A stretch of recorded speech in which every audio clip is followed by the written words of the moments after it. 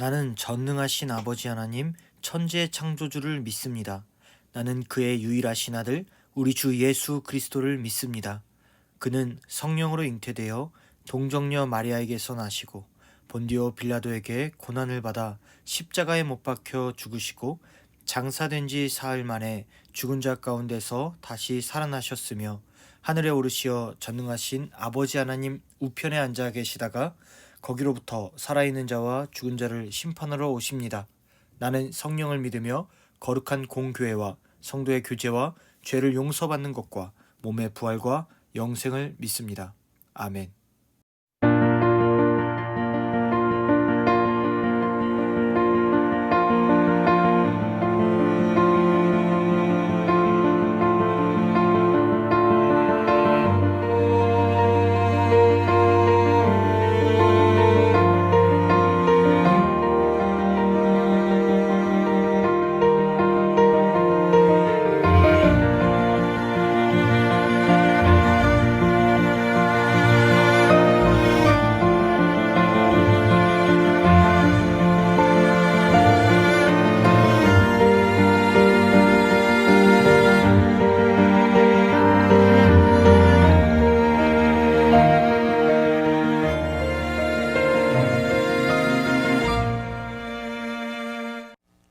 자, 우리 이제 말씀 보겠습니다.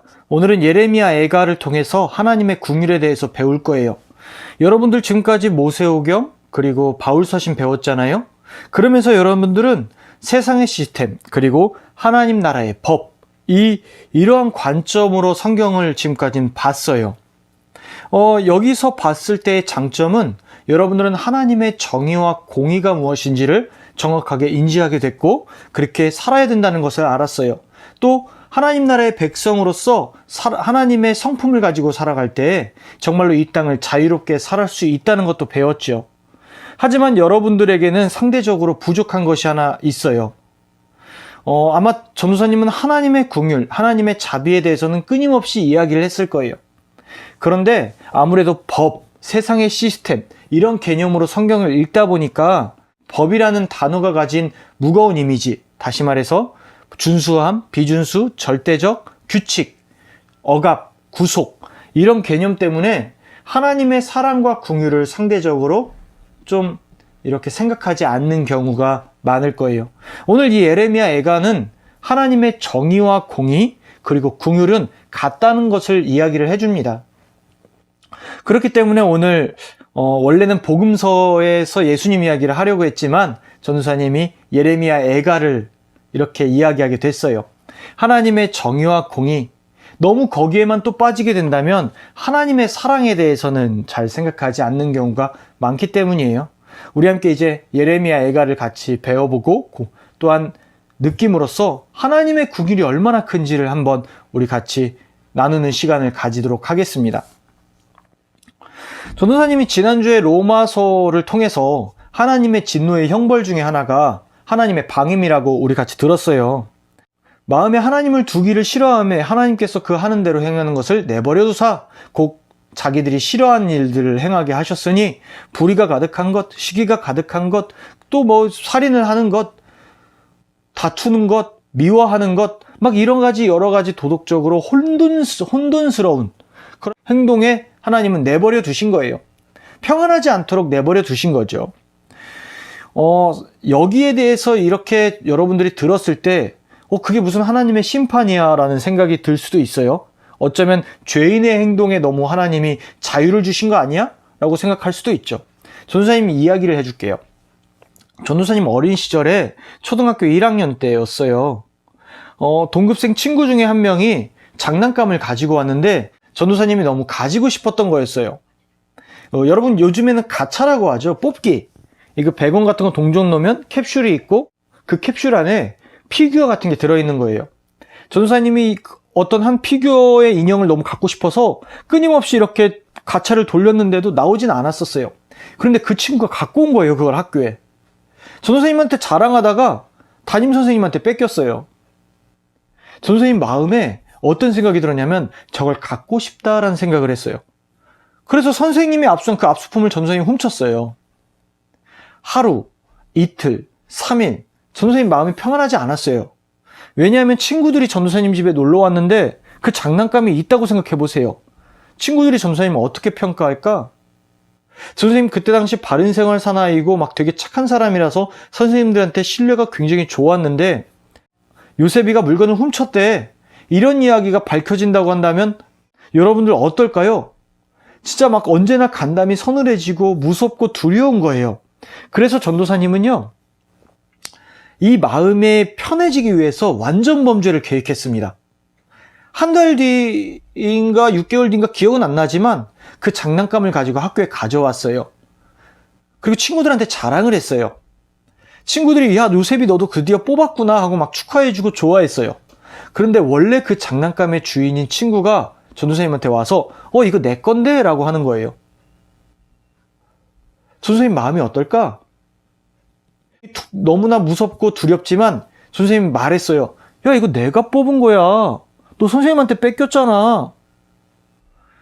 근데 그 친구는 이렇게 말해요. 아닌데 이거 내 건데, 내 거를 내가 모를 리가 없는데, 내 때가 묻었는데, 내 여기 흉터 있는 게 내가 한 건데, 그런 말을 하는 거예요.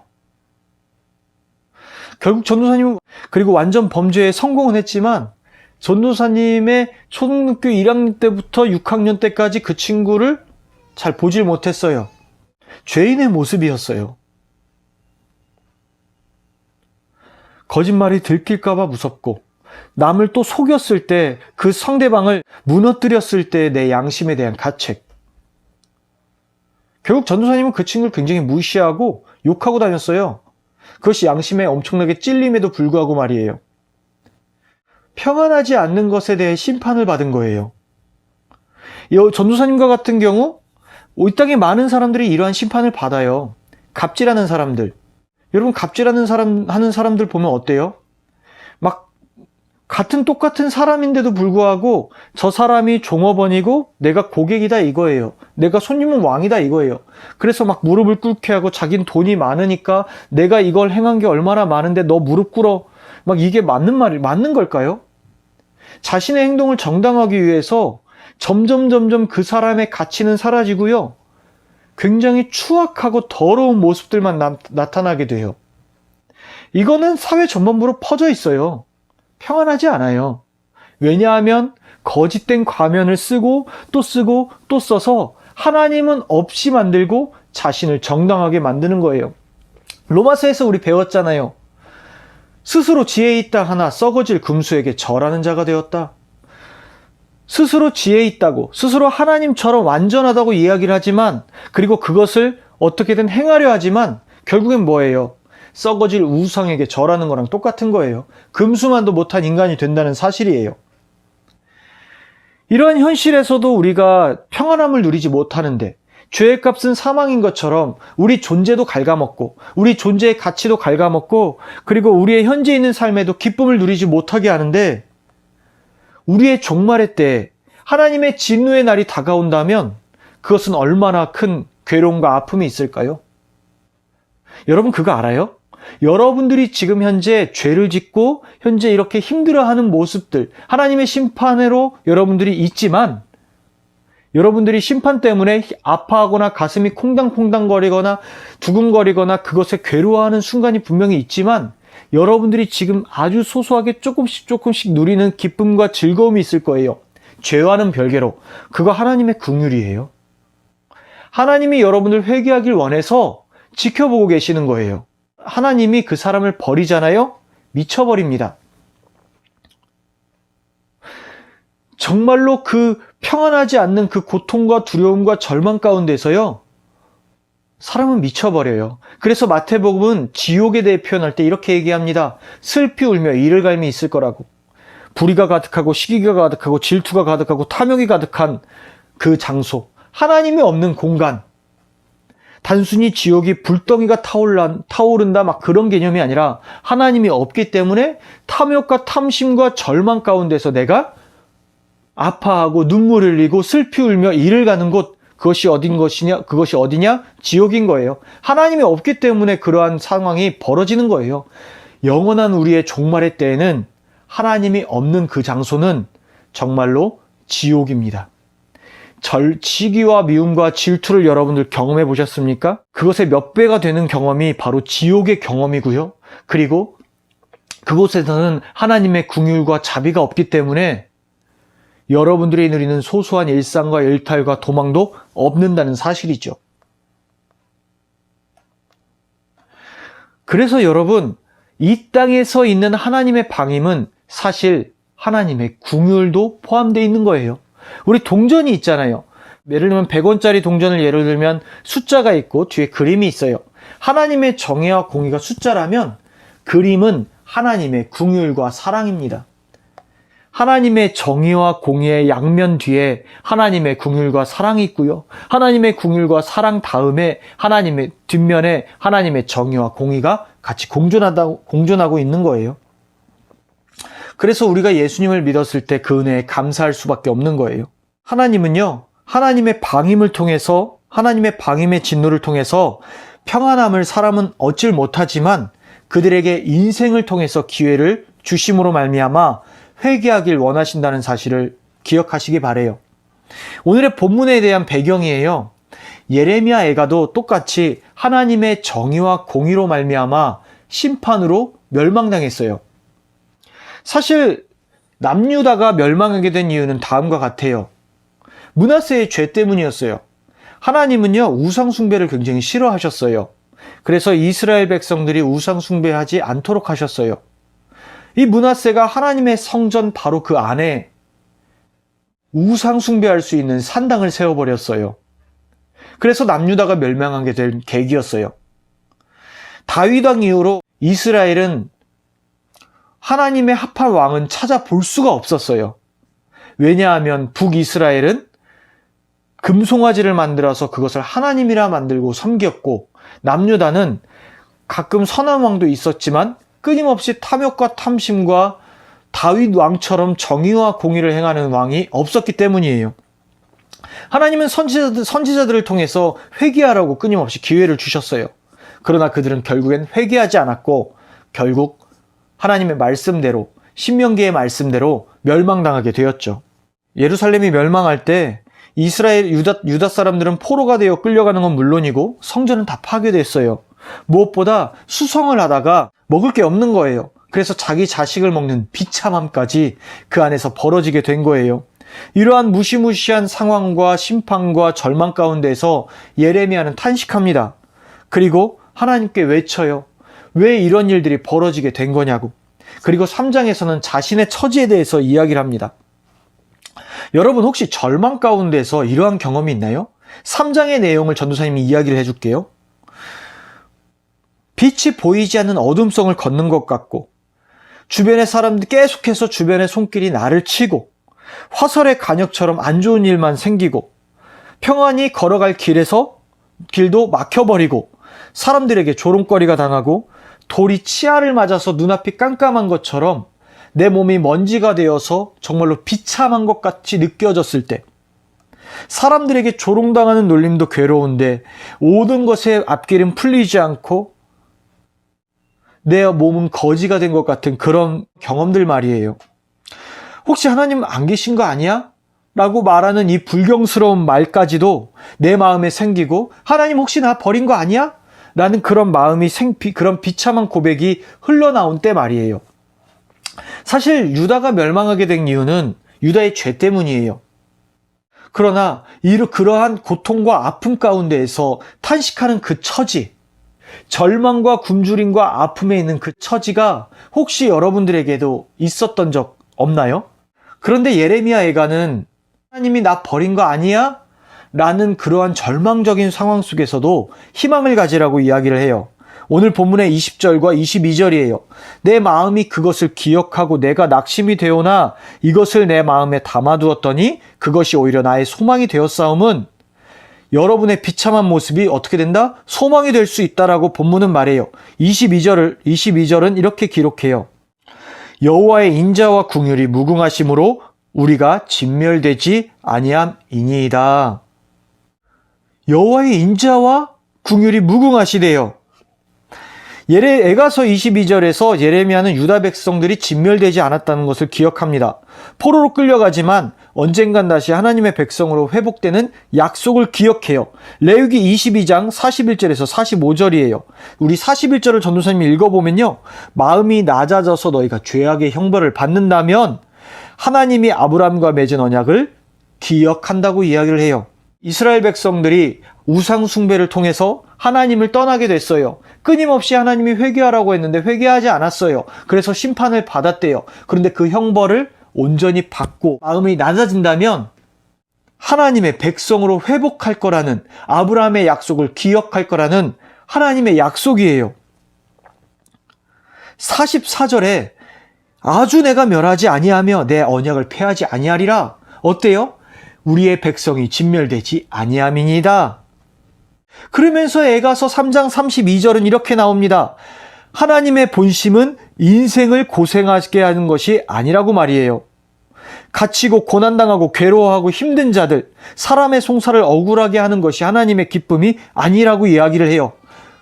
그래서 39절은 이렇게 말을 하는 거예요. 살아있는 사람은 자기 죄들 때문에 벌을 받나니 어찌 원망하랴. 우리의 마음과 손을 들어 아울러 하늘에 계신 하나님께 들자라고 고백하면서 하나님 앞에 자신의 처지를 그 다음부터 고백하는 거예요. 하나님, 나 불쌍하잖아요. 하나님, 나 지금 있는 이 심판, 이 괴로움, 이 아픔, 그래요, 받을게요. 나는 하나님밖에 나를 도우실 자 없어요. 내가 이 죄악 때문에 이렇게 범죄했는데 하나님 아시잖아요.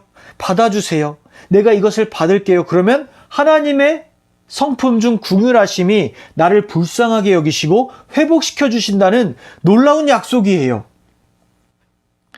그래서 42절부터는 뭔가 이게 하나님 앞에 소망을 둔 것 같은데 하나님이 버림받은 거 아니야 하면서 예레미야 5장 마지막 절에도 주께서 우리를 아주 버리셨나이다 라고 하면서 고백하는데 그것은 절망의 고백이 아니라 기쁨의 표현인 거예요. 하나님, 나 지금 버림받은 것 같아요. 나 지금 너무나 힘들어요. 이런 아픔과 절망의 상황에 있어요 라고 저자가 고백한 거죠. 다시 말해서 그 말은 뭐냐? 하나님이 결국엔 긍휼히 여기실 거라시라는 것을 믿고 소망한 거예요. 여러분, 이처럼 하나님은 긍휼하신 분이신 거예요. 하나님의 방임과 분노를 통해서 우리는 고난을 받아요. 성경에서 말하는 고난, 우리가 고난을 받으라 라고 하는 이 고난은 세상의 시스템이 아니라 하나님 나라 시스템으로 말미암아 우리가 어쩔 수 없이 받는 고난이지만 그 고난과 별개로 내 죄 때문에 받는 고난도 있다는 거예요. 절망과 아픔도 있다는 거죠. 그런데 그 고난이 하나님의 영광을 위해서 받는 고난도 있고 죄로 인해서 받는 고난도 있지만 결국엔 이 고난이 어떻게 된다? 나를 성장시켜요. 나를 하나님의 사랑이 있음을 알게 해요. 그리고 무엇보다도 그때의 나는 하나님의 긍휼하심을 입는 자예요. 그래서 여러분들은 사회적 약자에 대해서 교만한 마음을 품으면 안 돼요. 혹시 가정 중에서 불화가 있는 학생들이 있어요? 부모님이 나를 버린 것 같고 부모님이 나를 미워하는 것 같고 정말로 나는 부모님의 사랑을 받지 못하는 것 같은 기분이 드는 학생들이 있어요? 하나님이 긍휼하신 눈으로 여러분들을 바라본다는 것을 기억해야 돼요. 세상에서 누리지 못하는 누림이 현실의 내 상황에 없다면 하나님은 그걸 기억하고 계시고 주고 싶어 하신다는 걸 기억해야 돼요. 하나님이 여러분들을 마음에 품고 있다는 것을 기억하시기 바랍니다. 내가 약할 때 하나님이 함께 하시기 때문에 내가 강해진다는 걸 기억하시기 바랍니다. 내가 내 죄 때문에 고통당하고 힘들어해요. 내가 하나님의 영광을 위해서 가는데 그 고난 때문에 힘들어요. 그래서 아프고 소망이 끊어진다 할지라도 다시 일어날 수 있는 이유는 말씀에 뭐라고 기록된 거예요? 하나님의 긍휼 때문이라는 사실이에요. 전도사님은 이 징계라는 거 있잖아요. 징계. 아버지가 자식의 잘 되기 위해서 훈계하는 거. 이 아버지가 되고 나서 알 것 같아요.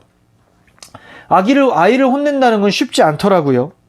자녀를 훈계하거나 하지 말라는 것을 할 때 울고 아파하고 화를 내는 것을 볼 때마다 전도사님의 마음이 무너지는 거예요. 선생님 예준이 얘기 많이 하잖아요. 전도사님 받은 경험이 그거니까. 그런데 내가 자식을 사랑하기 때문에 어쩔 수 없이 훈계를 하는 거예요. 내 마음이 무너짐에도 불구하고 말이에요. 자녀가 괴로운 것이 더 아파요. 자녀를 혼내는 사람이 더 아파요. 그러니 하나님은 오죽할까요? 이 땅에 고난을 당하는 우리, 세상의 고난으로 말미암아 훈계받는 우리가 하나님 보시기엔 얼마나 마음 아프실까요?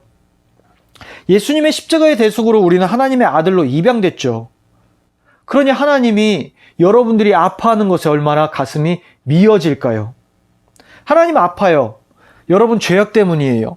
여러분들이 그 죄악 때문에 고통당하고 영생의 길이 아니라 절망과 굶주림과 아픔과 탐욕의 길을 갈 때마다 하나님의 마음은 미어져요. 왜냐하면 그것은 여러분들을 여러분답게 만들지 못하고 여러분들을 가장 가치 없는 존재로 만들기 때문에 하나님은 이제 여러분들을 왕자로 만드시는 거예요. 근데 그 과정이 하나님이 가슴이 너무 아파요. 하나님의 정의는 얄짤 없어요. 행한 대로 보응받아요. 그러나 얄짤 없는 하나님의 정의 가운데 하나님의 눈물이 있어요. 궁율이라는 눈물이 있어요. 에가서에서 오늘 배운 것처럼 여러분들은 하나님의 정의를 인정해야 돼요. 하나님 앞에 여러분들 예배하기 싫다 이런 마음이 들 때가 있을 거예요. 그런데 그거 알아야 돼요. 여러분 왜 예배를 드리죠? 현재 오늘날의 예배의 의미는 더욱더 하나님의 백성답게 살기 위해서예요. 근데 여러분들이 예배를 드리지 않는 이유가 경조사가 아닌 이상, 누가 이렇게 정말로 어쩔 수 없는 상황이 아닌 이상, 여러분들이 여러분들의 욕망과 정욕 때문에 예배를 안 드리잖아요? 그럼 결국엔 여러분들은 하나님 나라의 백성이 되는 것보다 세상의 백성으로 살아가는 걸 선택하는 거예요. 그게 얼마나 아픈 마음이에요? 그러니 여러분들 시간이 지나면 어떻게 되는 거예요? 하나님의 백성이 아니라 세상의 백성으로 살아가는 거예요. 그러니 예배를 드려야 되는 이유가 여기 있는 거예요. 온라인 예배, 이제 코로나 확진자가 많아졌어요. 더 많아졌어요. 다시 또 힘든 온라인 예배로 여러분들을 권해요. 그렇지만 여러분들이 드려야 돼요. 왜냐하면 여러분들의 결단과 결심 가운데에서 여러분들의 마음이, 여러분들의 생각이 하나님 나라의 백성으로 변화가 돼요. 그래서 여러분들이 하나님 나라의 백성답게 살 수 있어요. 죄를 만나더라도 그 죄에 굴복당하는 것이 아니라 그 죄에 대해서 하나님께 회개하면서 두 손을 들면서 내 마음을 낮아지게 할 수 있는 거예요. 하나님의 궁유를 생각합시다. 여러분 혹시 지금 아픈 학생들이 있어요? 에가서 3장의 말씀처럼 동굴 속에 있는 것 같고 빛도 들어오지 않고 구원하는 사람도 없고 사람의 조롱거리가 되고 이러한 고난과 아픔 가운데 있어서 누가 돌로 내 이빨을 치는 것 같이 눈앞이 캄캄해지고 아프고 비참한 상황이 혹시 여러분들이 있어요? 그런 것 같아요? 그런 기분이에요? 기억하세요. 여러분들이 가장 낮아진 그 자리에 하나님도 아파하고 눈물 흘리고 있다는 사실을 말이에요. 있는 그대로 하나님께 아뢰세요. 하나님 나 아프잖아요? 나 괴롭잖아요? 하나님 궁휼하신 하나님이신 거 알아요. 나를 불쌍히 여기시고 회복시켜 주세요. 그래서 하나님은 이 땅에 예수님을 보내셨고 예수님으로 말미암아 우리의 죄가 대속받게 하셨으며 부활하심으로 말미암아 우리를 회복시켜 주셨어요. 하나님의 자녀로 입양하셨어요. 여러분, 이제 곧 다음 주면 성탄절을 준비하는 시간이네요. 예수님을 묵상하고 생각하길 바래요. 여러분, 하나님은 여러분들에게 궁휼하심으로 예수님을 주셨습니다. 그러므로 말미암아 하나님의 정의를 충족시키셨고요. 그런 하나님을 우린 더 사랑할 수밖에 없어요. 우리 함께 다 같이 오늘의 말씀을 붙잡고 기도할게요. 기도합시다.